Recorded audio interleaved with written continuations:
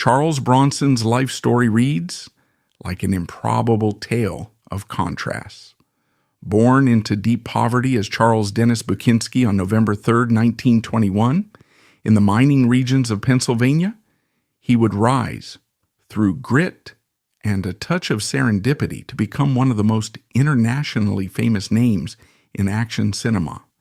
Yet his real life, hidden behind the steel-eyed persona that he presented on film, was often as grueling, complicated, and haunting as the characters he portrayed.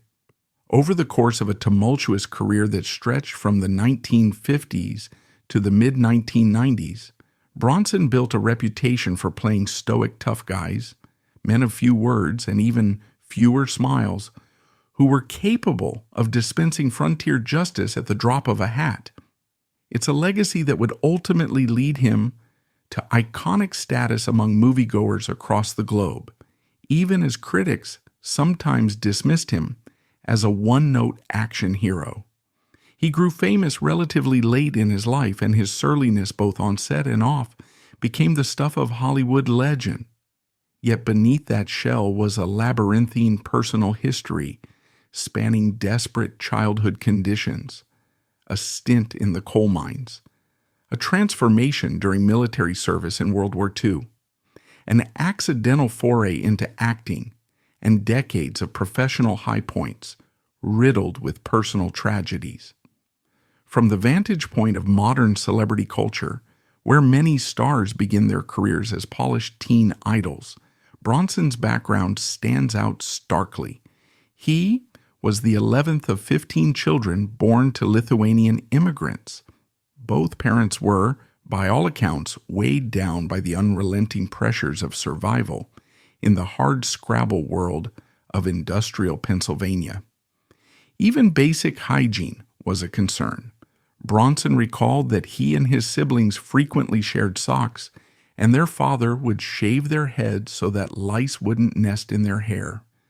These details illustrate the almost Dickensian poverty they endured, an extreme that most Hollywood icons never had to face. By the time Bronson was 10, his father had died, leaving young Charles to assume adult responsibilities before he was fully out of childhood. He spent his teens laboring in the same coal mines where his father had toiled. He would later remark that for every ton of coal he mined, he earned a single dollar, hardly enough to ameliorate his family's desperate circumstances. In that crucible, certain lifelong habits took shape.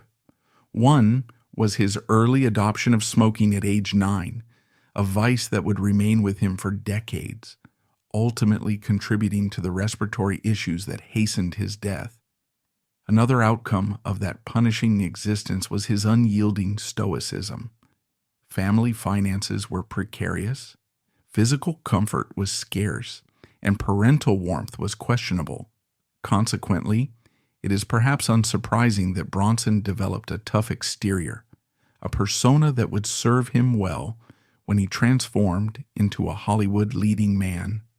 The immediate turning point in his life came with World War II. Drafted into the U.S. Army Air Forces in 1943, Bronson described this development as the best thing that had ever happened to him, precisely because it offered an escape from the coal mines and a chance for decent rations and clothing. Here, too, we see the stark contrast. For many young Americans, the draft was a matter of grave concern, yet for Bronson, it felt like a reprieve. He was well fed for the first time. He was given the opportunity to refine his English, which was not his native tongue since his family spoke Lithuanian at home, and he managed to graduate from high school, the first in his family to do so. After the war, Bronson wandered through a collection of odd jobs, including painting sets for theater productions in Atlantic City. That mundane-sounding task had a surprising consequence. While painting scenery, he interacted with a group of actors who would sometimes ask him to step in for small roles. Fascinated, Bronson decided to try acting full-time. In the early 1950s, however, America was deep in the throes of the Red Scare. Senator Joseph McCarthy's anti-communist crusade had made Eastern Europeans suspect by default, casting their complicated surnames in a particularly unfavorable light. Charles Dennis Buchinsky, a descendant of Lithuanian immigrants, was acutely aware that he would have to change his name if he hoped to find consistent work in Hollywood.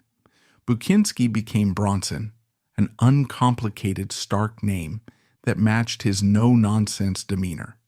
From that point on, he strove to distance himself from any un-American associations. He was hardly alone in this. Numerous actors and crew members with Slavic or otherwise foreign names were compelled to adopt simpler, anglicized versions. Much of Bronson's early acting history was peppered with anonymous roles, bit parts, and appearances in low-budget films.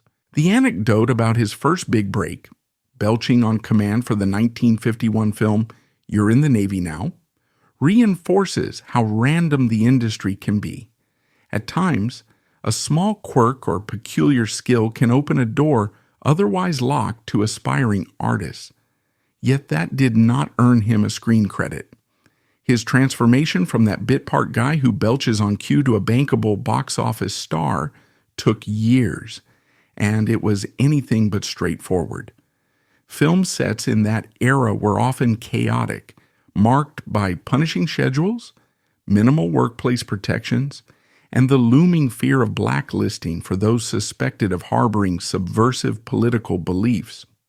Bronson navigated this environment with a quiet determination. In 1954, Bronson joined the production of Vera Cruz, starring Gary Cooper and Burt Lancaster, shot largely in Mexico. A humorous but tense incident occurred during filming. Bronson and co-star Ernest Borgnine rode into a nearby town still in full costume, prop guns included, only to be confronted by local authorities who didn't realize that these scruffy armed outlaws were just actors. It took the film's representatives some time to clarify the situation, during which Bronson and Borgnine were effectively held at gunpoint.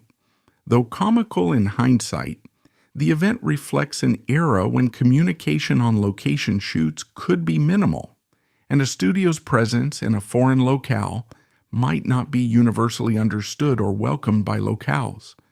Bronson's career, for a long time, was characterized by a slow burn.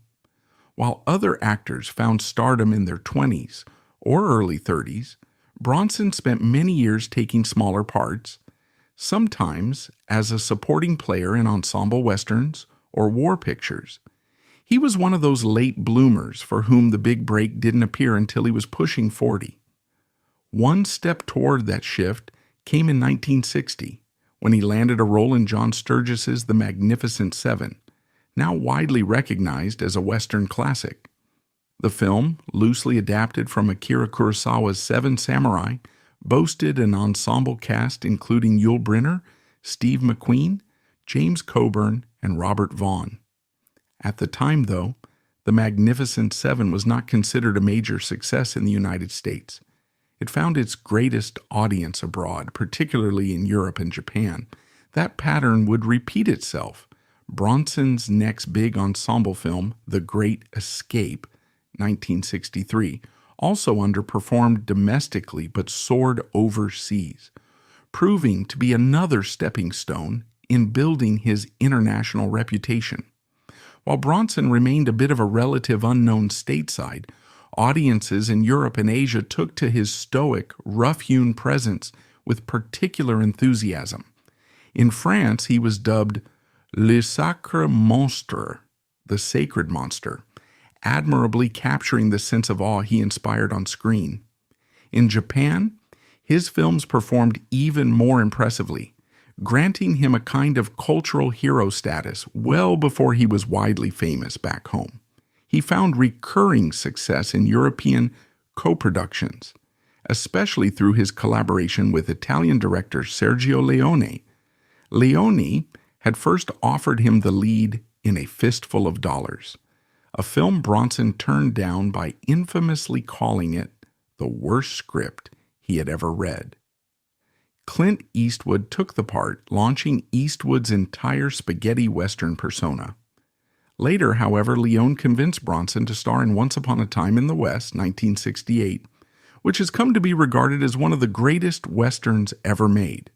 Leone, in his recollections, praised Bronson as the best actor he had ever worked with, an accolade from a filmmaker known for shaping iconic performances.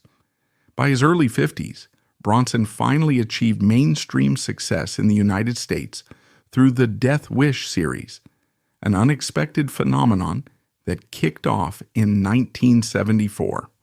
The original Death Wish, directed by Michael Winner, told the story of Paul Kersey, a mild-mannered architect driven to vigilantism after a brutal attack on his wife and daughter. For many viewers, this film captured the zeitgeist of an era when crime rates in major American cities were climbing, and the general public was increasingly anxious about urban decay. Bronson, with his trademark glower and aura of unstoppable tenacity, seemed perfectly cast. Critics were divided. Many lambasted the film for what they saw as an endorsement of vigilante violence, while audiences flocked to see it. Bronson himself maintained that Death Wish was misunderstood, repeatedly stating that it was intended to depict the tragic cycle of violence rather than encourage armed vigilantism. Nonetheless, the film became a cultural lightning rod, generating discussion about how pop culture influences attitudes toward guns and self-defense. The success of Death Wish solidified Bronson's place as an action star, although ironically, he was by then in his early 50s, an age when many performers' careers are on the wane. But his brand of world-weary toughness proved timeless enough to carry multiple sequels, each taking Kersey into a new cycle of vengeance. Bronson eventually admitted that the sequels tested his own moral comfort with the subject matter, especially as they grew more sensational. During Death Wish 3, for instance, he was said to be surprised by the extra gore that director Michael Winner shot when Bronson wasn't on set. That experience unsettled him and effectively ended their long collaboration. Still, the franchise was unstoppable from a commercial standpoint, continuing into the 1980s and early 1990s under the aegis of Canon Films, the production company famous for its low to mid-budget action pictures, starring the likes of Chuck Norris, Jean-Claude Van Damme, and, yes, Charles Bronson. Behind the scenes, personal relationships shaped Bronson's life just as much as his professional fortunes did. He was first married to Harriet Tendler, an aspiring actress in the 1950s, and they had 2 children together before divorcing in 1965. By that time, Bronson had met the woman who would become his second wife and ultimately his most important personal and professional partner, Jill Ireland. She was introduced to him in 1963 by her then-husband, David McCallum, who had starred with Bronson in The Great Escape. In a moment of brash candor, Bronson reportedly told McCallum, "I'm going to marry your wife," which eventually turned out to be true, though at the time it likely seemed joking or provocative. Bronson and Jill Ireland wed in 1968, beginning a partnership that would see them co-star in 16 films. Ireland's presence both on screen and off helped temper Bronson's famously stoic personality. She was often cast as the empathetic or vulnerable foil to Bronson's hardened characters. Critics didn't always warm to those pairings, but fans seemed to appreciate the synergy. In real life, they built a family, raising children from their previous relationships and eventually adopting another. This union would endure until 1990, when Jill Ireland lost a long and painful battle with cancer. Her illness and death marked a stark emotional blow for Bronson, who had stood steadfastly by her side. Ireland wrote memoirs detailing her experiences with terminal illness, eventually adapted into a film, a project that Bronson vehemently disliked. He even threatened legal action against the filmmakers, objecting to what he felt was an intrusion into their private life and his personal grief. That reaction highlights a trait of Bronson's. He was intensely protective of his family and personal affairs. Despite being a public figure, he rarely gave interviews and was a man of few words even on set. Colleagues often described him as reserved or taciturn. On film shoots, certain stories about Bronson's temper and no-nonsense approach became legendary. One such incident unfolded during the making of The Dirty Dozen, 1967, a film that, ironically, Bronson has said he mostly disliked for its excessive violence and, in his view, over-the-top brutality. During production, tensions rose when lead actor Lee Marvin disappeared for a day to indulge in heavy drinking, leaving the crew in the lurch. This infuriated Bronson, who was known for despising unprofessional behavior. Another frustration arose around a prank that highlighted the height difference between him and fellow cast members Donald Sutherland and Jim Brown, which Bronson did not find amusing. A similar meltdown occurred on the set of Mr. Majestic, Tysiąc dziewięćset siedemdziesiąt czwarty. This film, centering on a melon farmer who stands up to local thugs, was surprisingly well received by some critics, who found its premise entertaining in its unpretentious simplicity. Yet, on the first day of production, when a transport truck carrying pivotal prop cars failed to show up on time, Bronson, already in a foul mood, told the crew that what they needed was a European crew. The comment infuriated the local production team to such an extent that many threatened to walk away. Director Richard Fleischer reportedly had to talk them down from quitting en masse.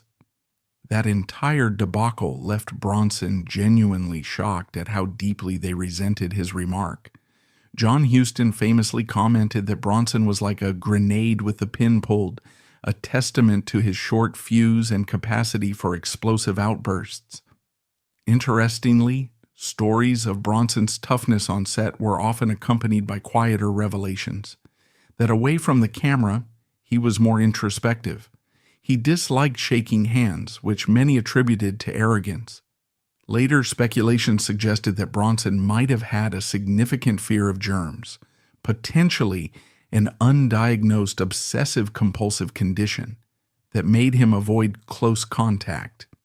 He also had a pronounced fear of fire, an anxiety that influenced him to insist on booking hotel rooms no higher than the second floor, so that he and his family could evacuate quickly in the event of a blaze. These personal phobias stood in stark contrast to his on-screen persona, in which he marched through exploding sets without batting an eyelash. Another seldom discussed facet of Bronson's life was his deep interest in art, especially painting. He not only appreciated the fine arts, but was himself a competent painter. Film critic Roger Ebert once noted that Bronson became visibly more animated when discussing painting than he ever did when discussing acting. Possibly worried about unfair advantage or novelty factor sales, Bronson would sign his works with his original surname, Buchinsky, thereby obscuring their origin.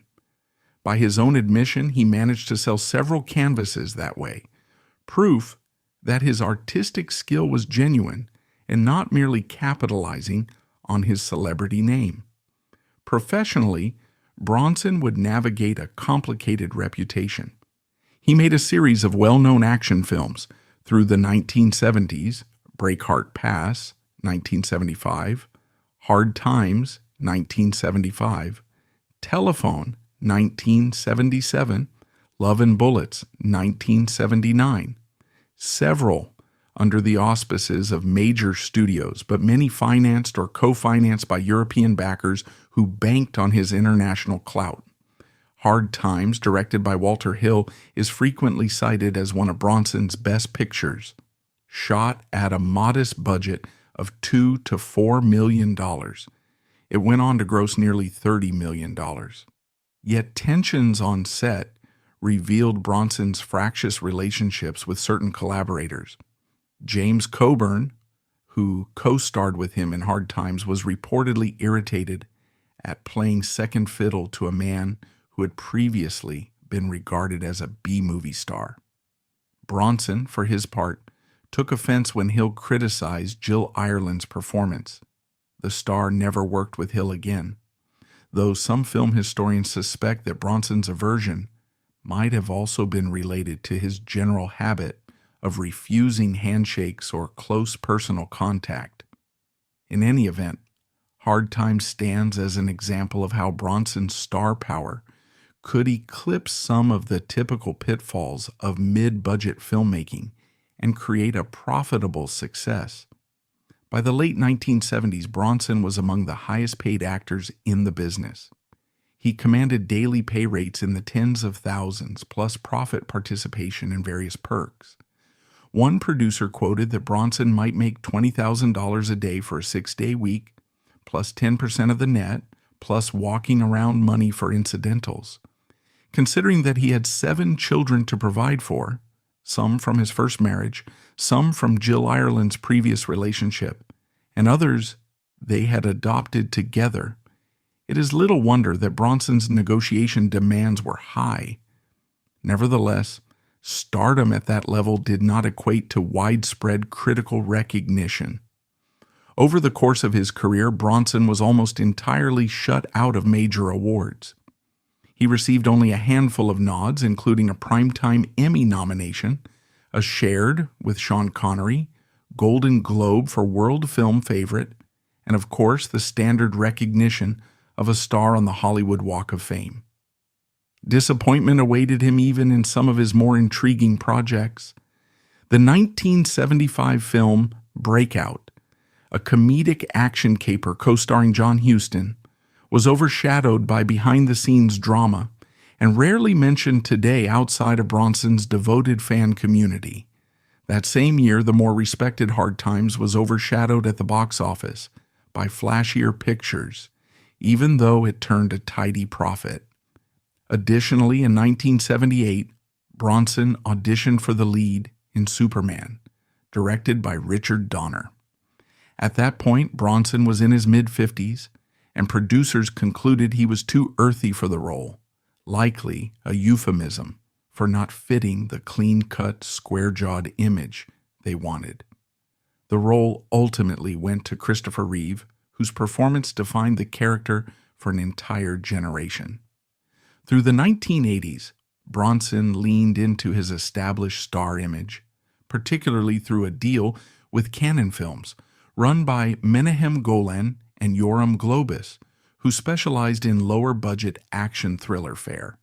Canon churned out a parade of Bronson-led pictures: 10 to Midnight, 1983, The Evil That Men Do, 1984, Murphy's Law, 1986, Assassination, 1987, Kinjite, Forbidden Subjects, 1989, and multiple Death Wish sequels. Critics mostly frowned upon these films, calling them formulaic and sensationalist. Still, for a time, they remained profitable in the home video and overseas markets, further cementing Bronson's abiding popularity among fans of gritty action. Yet one can see when reviewing his filmography that Bronson began to yearn for more variety.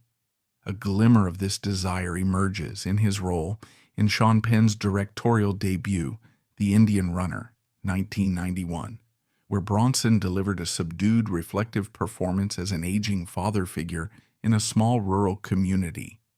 Critics praised his work, calling it a breath of fresh air that departed from the usual vigilante characters. Yet the film found little commercial success, and it became Bronson's final theatrical release. He soldiered on in television films throughout the early and mid-1990s, typically reprising variations on the tough lawman or crusading vigilante. Bronson's health, however, began to decline. He underwent a hip replacement in the summer of 1998, and by then had mostly retired from on-camera work. Late in life, he married for a third time to Kim Weeks, who had previously worked closely with Jill Ireland. They wed in 1998, a union that lasted until Bronson's death in 2003 at the age of 81.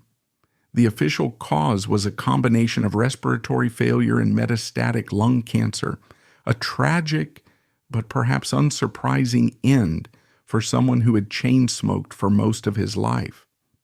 Family members and close friends sometimes suggested that Bronson might also have been suffering from Alzheimer's disease, or a similar condition in his final years, though that was never publicly confirmed. Though he rarely gave interviews, Bronson occasionally shared colorful or edgy stories that reinforced the tough guy mystique. He claimed at times to have been arrested for assault after bar fights, or to have developed deadly knife-throwing skills learned in precarious back alleys. Later research uncovered no records to support these claims, suggesting that Bronson might have indulged in self-mythologizing, embellishing half-truths to feed his public persona. This phenomenon is not uncommon among movie stars, especially those who become identified with a larger-than-life screen image. Ultimately, it is difficult to separate the real Bronson from the man he presented in interviews. Fans who met him at signings or chance encounters often found him polite, if reserved, while others described him as distant and wary. One of the great ironies of his life is that, despite playing countless characters who exuded unstoppable courage in the face of mortal dangers, the real Bronson carried around a set of anxieties, a preoccupation with cleanliness, the abiding fear of fire, and a mistrust of large gatherings. He also avoided dissecting the moral or thematic subtext of his violent movies. After the release of Death Wish 3, he publicly expressed shock at how the director had assembled extra gore, fueling the storyline with sensational brutality. He parted ways with Michael Winner as a result, even though the Death Wish saga continued under different directors.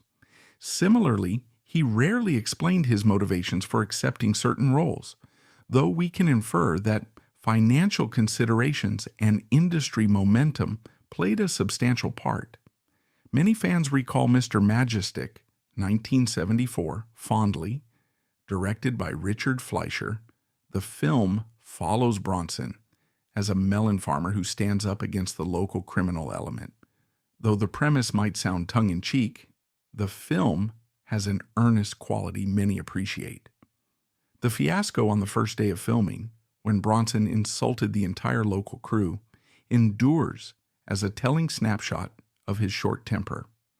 He was a star accustomed to punctuality and efficiency, so when prop trucks arrived late, it triggered a cascade of frustration. He reportedly blurted out that a European crew would have done a better job. The local workers took the slight personally, and the set was nearly shut down before filming truly got underway. Looking back at his filmography, it's also striking that Bronson took certain underappreciated roles that showcased deeper acting chops. Even some of his more violent pictures had glimmers of nuance. The Mechanic, 1972, for instance, gave him a chance to portray a methodical hitman who trains a protege, portrayed by Jan Michael Vincent. Though the film boasted its share of action sequences, Bronson's character was more introspective and surgical about his violent trade, indicating the actor's willingness to play someone introspective, even if audiences and critics mostly praise the film for its set pieces. Another standout is Rider on the Rain, 1970, a French-Italian co-production directed by René Clément that sees Bronson in a more psychologically complex storyline than many of his American productions. He relished filming in Europe, where he was already a star and possibly felt more artistic freedom than in Hollywood. Apart from the handful of more ambitious projects, the general perception that he was forever typecast in gritty roles has at least some basis in fact. By the time he reached the mid-1970s, film producers realized that the name Charles Bronson on a poster all but guaranteed a certain type of tough, vengeful character who overcame adversity through unflinching force. The marketing was straightforward. Charles Bronson is out for revenge, or Charles Bronson is the judge, jury, and executioner. This approach put him in direct competition with the wave of emerging action stars in the 1980s: Stallone, Schwarzenegger, Norris. But Bronson never tried to match their brand of muscle-bound theatricality, where they might blow up entire armies with quips and comedic asides. Bronson stuck to his minimalist approach, seldom cracking a smile, and rarely uttering more than a few lines at a time. He insisted that it was a deliberate choice, once stating that he found dialogue superfluous for a man of action. This steadfast refusal to adopt a more overtly flamboyant style left him somewhat out of step with the cartoonish direction 1980s action cinema took. Films grew bigger, louder, and more outlandish. Bronson, well into his 60s by that point, continued to crank out works like Death Wish 2, 1982, Death Wish 3, 1985, Death Wish 4, The Crackdown, 1987, and so on. Canon Films, his main production partner during that era, often relied on sensational marketing campaigns that contrasted with Bronson's desire for a certain measure of realism, or at least personal dignity. Still, these movies retained a following, particularly in home video markets outside the U.S., where Bronson's brand was as strong as ever. That tension between personal preference and market demand underscores how Bronson was both a beneficiary and occasionally a victim of his own tough guy image. It's worth noting that Bronson's real name, Charles Dennis Buchinsky, resurfaced in a very different context decades later when the British criminal Michael Gordon Peterson renamed himself Charles Bronson, apparently inspired by the American actor's macho image. That British Charles Bronson, who spent many years in prison, even built a modest cult following of his own, culminating in the 2008 film Bronson, starring Tom Hardy.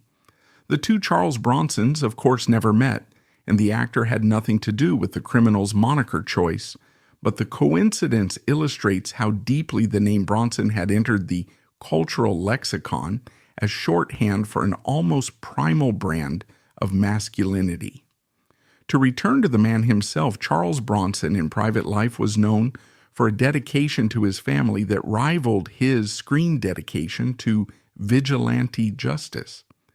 Those who visited his home recalled that he was surprisingly gentle with his children, removing them from the more chaotic elements of Hollywood living. Jill Ireland once spoke about how her husband, for all his on-screen fury, was more apt to spend a quiet evening painting or reading. The heartbreak of Ireland's illness and death in 1990 underscored how fragile that domestic contentment was. She died in Bronson's arms after a long fight with breast cancer.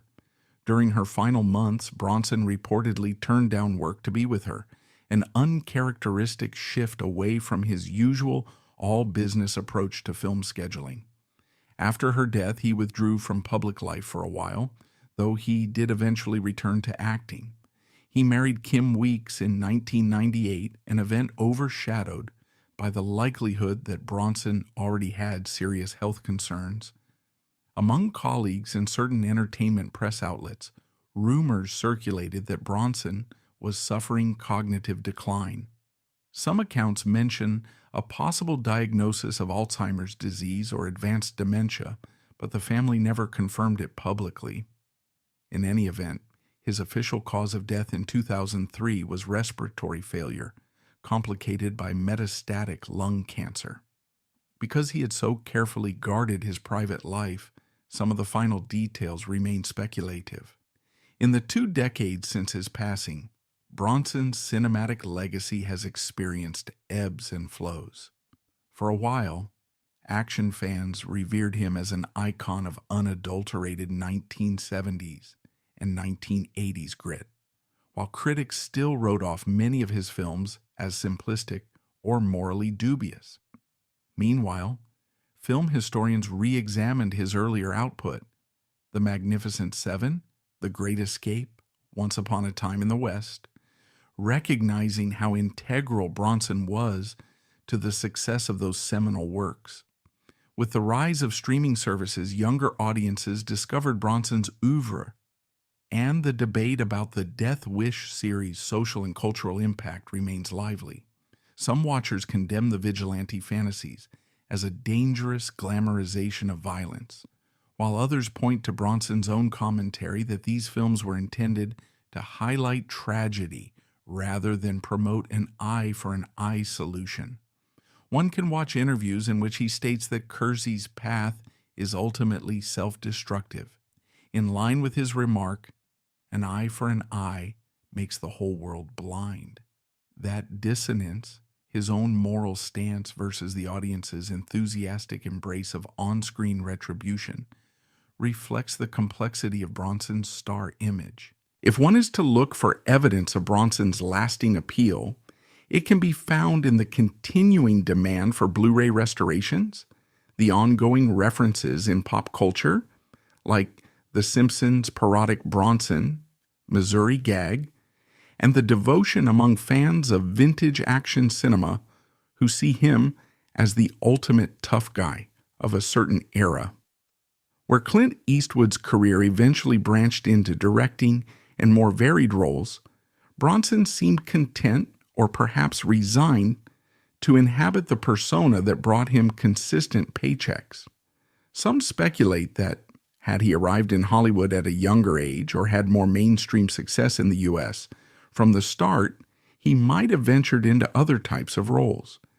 Yet the shape of his life, laboring in coal mines, fighting in World War II, discovering acting accidentally, building slow momentum through small parts until midlife, placed him on a narrow path. By the time he became a marquee name, he was already in his 50s, and the film industry recognized him as a singular presence suited to certain roles. Even with that in mind, the story of how he almost auditioned for Richard Donner's Superman underscores the puzzle of Bronson's self-perception.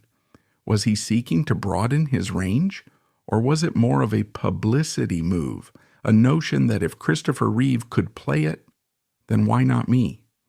The official reason he was turned down, he seemed too earthy, speaks volumes about how Bronson was impossible to extricate from his gruff persona.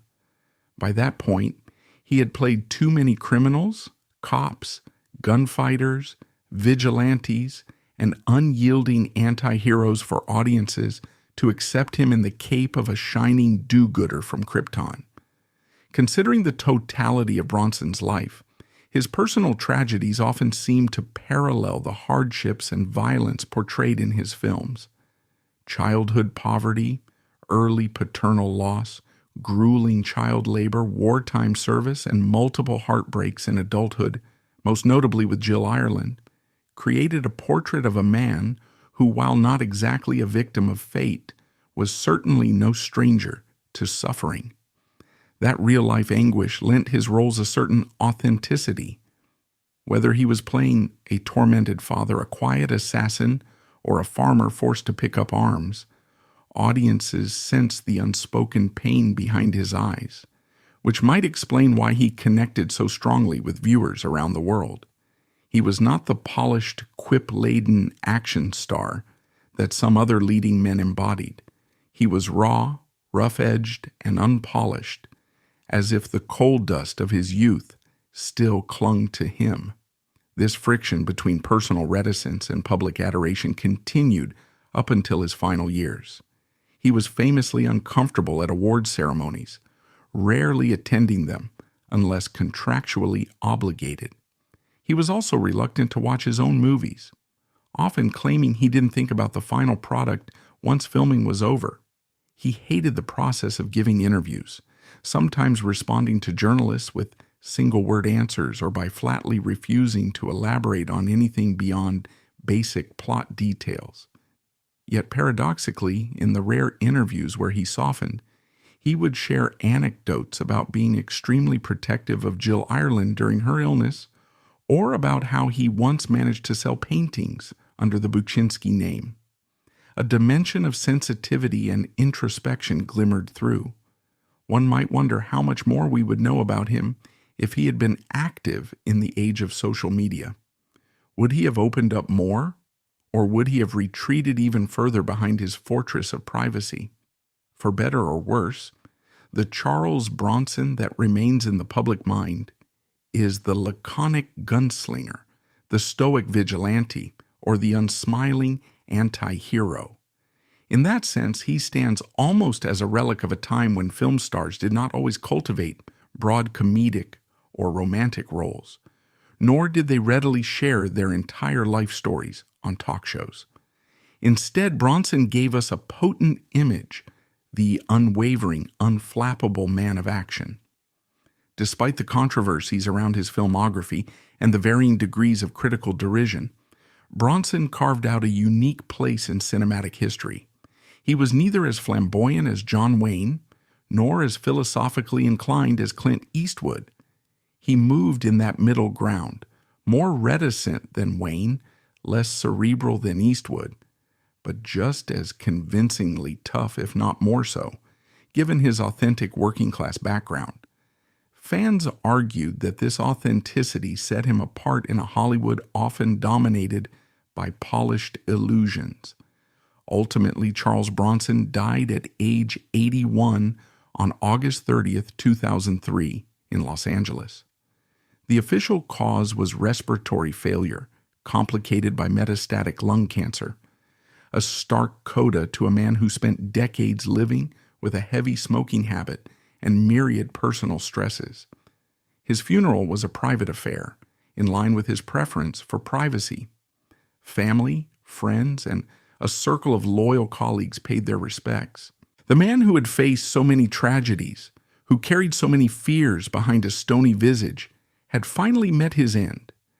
Yet the characters he brought to life, like the unstoppable Paul Kersey in Death Wish, the laconic harmonica in Once Upon a Time in the West, the cunning Danny Tunnel King Valinsky in The Great Escape, or the paternal mediator in The Indian Runner, live on in countless home libraries, streaming catalogs, and cinematic retrospectives. His life was, if nothing else, a testament to resilience. Here was a man born into the kind of crushing poverty that forces children to share socks and fear each day's arrival of an ill-tempered father. He escaped that world by joining the military to fight in a global war, only to discover a path into acting, initially as a set painter with a knack for comedic belching, transforming that bizarre start into a career that would eventually dominate action cinema for 2 decades required formidable determination. The film industry, too, demanded that he change his last name to sidestep blacklisting, speak carefully in interviews, and accept roles that sometimes made him uneasy. Yet he persisted, forging an on-screen persona that resonated on multiple continents, especially at a stage in life when many actors were retiring. If personal conflicts or heartbreak might have stopped others, Bronson seemed to harness each crisis, internalizing the pain and expressing it with an intimidating glare. Hollywood's memory is not always kind or thorough, but Charles Bronson's place in it remains distinctive. He was the man who turned down a fistful of dollars but later starred in a different Sergio Leone masterpiece, the man who was overshadowed by iconic co-stars like Steve McQueen, yet found greater success abroad than most of them, the man who fathered a large blended family and built a fortress around them, even while acting out countless cinematic shootouts. Legends, tall tales, and half-truths swirl around him. Was he truly a brawler off set, or was it mere invention to bolster his tough image? Did he truly resent certain directors, or was he simply shy? These unanswered questions preserve an aura of mystery. What is indisputable is that Charles Bronson had an impact. He helped define the mid-century cinematic archetype of the strong, silent type, someone who spoke with his deeds rather than his words. He also demonstrated that stardom need not come early or easily, and that a global fan base can develop even if mainstream American critics remain lukewarm. His most iconic roles endure in pop culture, referenced and parodied by everything from comedic television sketches to animated shows. On the rare occasions that he ventured into calmer or more introspective characters, critics often responded favorably, even if box office success eluded him in those ventures. In the end, Bronson's story might be understood as a reflection of a certain American myth. He started as a near orphan, mined coal as a teenager to support his family, served in World War II, and clawed his way into one of the most exclusive industries on earth, all while contending with the biases against immigrants and the very real fears of the McCarthy era. Then, after decades of near anonymity, he emerged as an international phenomenon. Rather than the usual rags to riches narrative, though, Bronson's journey was laced with sorrow and tension right until the end. He never seemed fully at ease with his fame, nor did he show much desire to become a beloved figure on talk shows. He was not a comedic presence, not a flamboyant star. He was a product of adversity, a man who harnessed his painful past to project stoic credibility on screen. His final years were relatively quiet, aside from a handful of late-career TV roles and a few interviews in which he rarely divulged personal matters. In that sense, Bronson never truly retired from the tough guy mystique. Even as he slowed down physically, he maintained an air of mental steel. Family and close friends knew him as private, protective, and sometimes unexpectedly tender. Movie audiences, for the most part, got only a glimpse of that human side, overshadowed by the unstoppable Avenger or the stone-faced gunman. For better or worse, this public persona locked him into cinematic history as a symbol of single-minded determination and frontier justice. To watch one of his better films, such as Once Upon a Time in the West or Hard Times, is to glimpse the magnetism he could bring to a role. There's a gravity to his presence that draws the viewer in, even in scenes of minimal dialogue. Some fans and critics have argued that, in a certain sense, Bronson was akin to a silent film star whose expressions and postures were enough to convey worlds of meaning. Others see him as merely peddling aggression. Perhaps both are true. Like many complex figures, Charles Bronson's legacy accommodates multiple interpretations. The working-class hero who overcame adversity to become a star, the unstoppable vigilante that shaped the vigilante subgenre in cinema, the reticent family man who loathed the press, or the lonely tough guy who never fully shed the hardships of his youth. Regardless of where one lands on that spectrum, there's no denying that he left an imprint. Even today, references to Bronson pepper discussions about old-school tough guy personas in Hollywood. He remains a staple on lists of classic tough men alongside Lee Marvin, Clint Eastwood, Steve McQueen, and John Wayne. Younger generations discovering his films often encounter the same paradox. How did a coal miner's son with such meager prospects end up as a global star beloved by audiences in France, Italy, Japan, and beyond? The short answer is resilience, timing, and that quiet, elemental screen magnetism that drew viewers in. Yes, controversies about vigilantism swirl around the Death Wish series, overshadowing its nuance, especially as the sequels grew more extreme.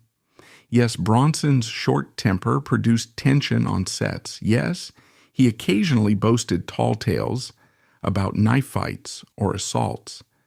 But none of that fully negates the genuine achievements in his career, nor does it unravel the strength of character required for a poor Eastern European immigrant's son to ascend the heights of Hollywood stardom. In interviews, Bronson would sometimes reflect on his father's death and the subsequent years in the mines, recounting how he'd rummaged through the local trash for scraps of cloth or leftover food. Such recollections reveal a lifelong awareness that all the luxuries and acclaim he gained as an adult were never guaranteed. Maybe that awareness fueled his sometimes brusque attitude. He'd seen life at its harshest, and pretense or tardiness on a film set must have felt unacceptable by comparison. In August 2003, Hollywood lost a singular presence. Charles Bronson's final rest might have been overshadowed by bigger stories in the entertainment world, but the fans who had followed him through countless showdowns remembered him as the face of a certain brand of stoic vengeance. Over time, as the decades roll on, some of his less reputable films may fade from collective memory, while certain classics remain mainstays of cinematic canon. Just as The Magnificent Seven, The Great Escape, Once Upon a Time in the West, Hard Times, and at least The First Death Wish have secured their places in film history, so too has Bronson's unwavering glare found its place in the pantheon of iconic tough guy imagery.